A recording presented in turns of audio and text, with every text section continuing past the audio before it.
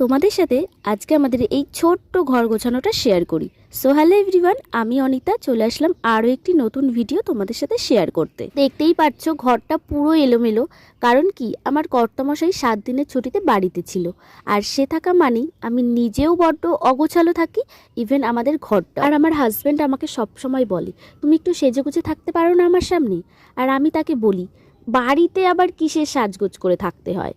তুমিই তো বিয়ের আগে আমাকে বলতে সাজের কোনো প্রয়োজন নেই, কারণ বিয়ের পর বাড়িতে তো তুমি এমনিই আমার সামনে ঘুরে বেড়াবে।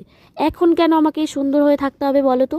এখন তোমরাই বলো গাইস, আমার কি করা উচিত? আসলে আমার সাজতে ভীষণই ভালো লাগে, কিন্তু সেটা কোনো অকেশনে। তাছাড়া সাজতে আমার খুব আলসেমি লাগে। আমি ন্যাচারালি থাকতে বেশি ভালোবাসি।